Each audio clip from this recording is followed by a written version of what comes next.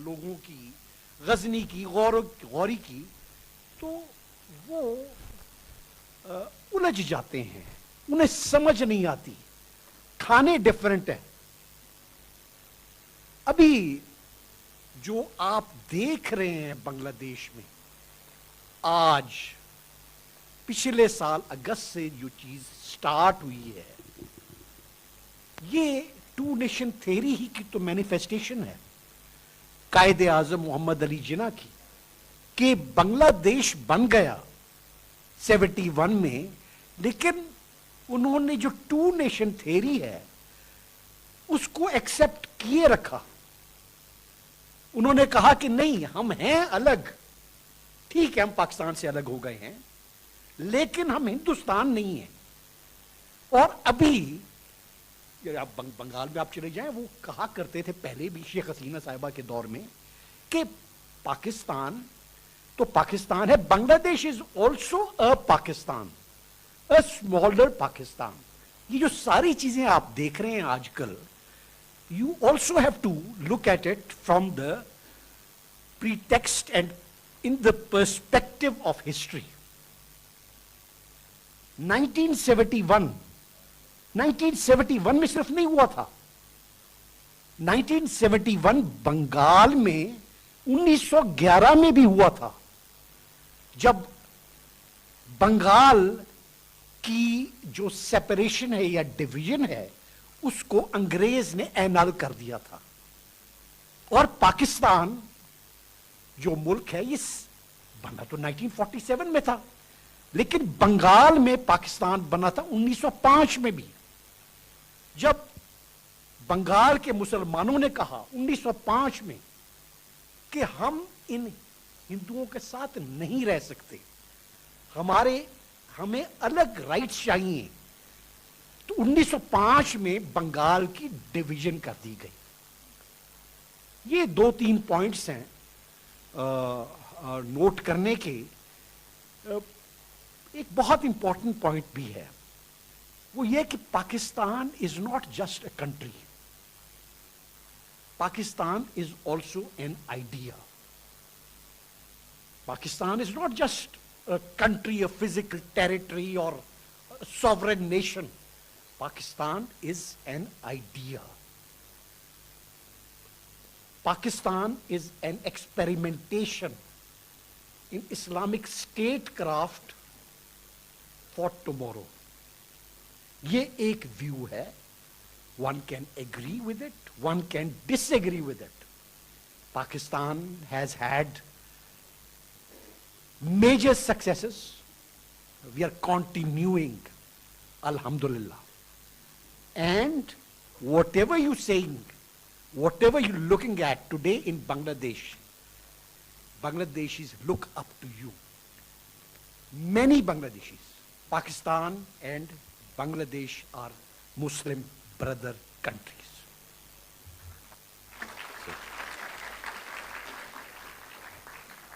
نحمد و نصلی علی رسول الکریم، اما بعد، فاعوذ باللہ من الشیطان الرجیم، بسم اللہ الرحمن الرحیم.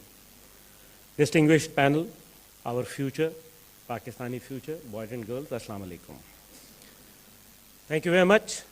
آپ نے myths اور realities کے درمیان میں موازنہ کیا.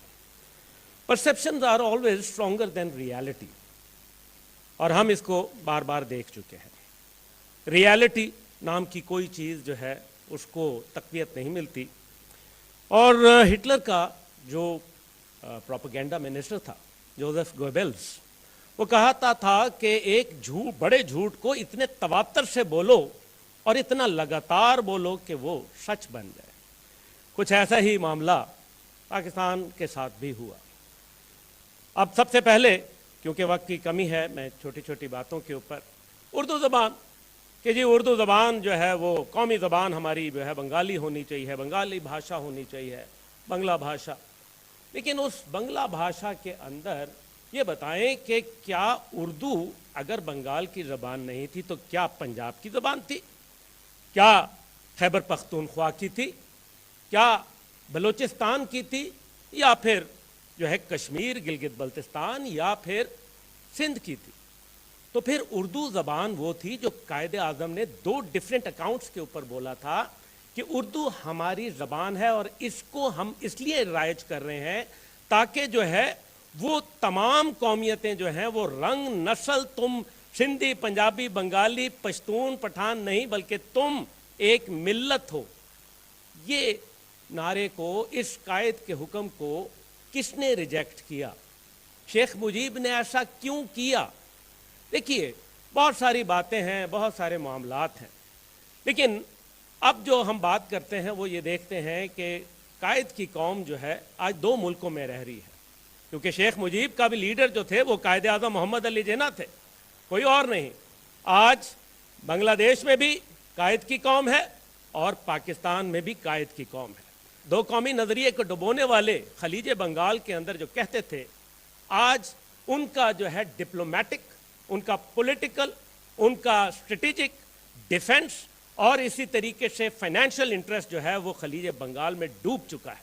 تب قائد اعظم کو آپ لوگ کیسا سمجھتے ہیں؟ قائد اعظم ہمارے ہیرو تھے نا، ہیں آج بھی. تو پھر یہ بتائیے کہ جس آدمی نے بنگلہ دیش بنایا وہ ان کا ہیرو ہونا چاہیے. کیا وجہ ہے کہ آج ان کی قوم نے ان مجسموں کو گرا دیا؟ شیخ مجیب کو اس کی فیملی سمیت دھان منڈی کے اندر اس کے گھر کو جو ہے جلا دیا، قتل کر دیا.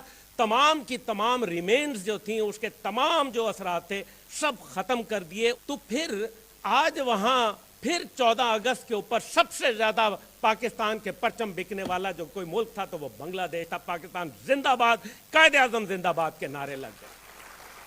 یہ 2 قومی نظریہ وہ ڈبوئیں گے، ان کا باپ بھی نہیں بول سکتا. آج جب وہاں بنگلہ دیش جو ہے اس نے ایک نئی صورتحال پیدا کر دی ہے. آج جب وہاں یہ کہا جاتا ہے کہ جی پاکستان نے کیا تھا، کوئی ایسی بات نہیں ہے. ایک ہماری ڈویژن تھی جس کے 12,000 ٹروپس وہاں موجود تھے.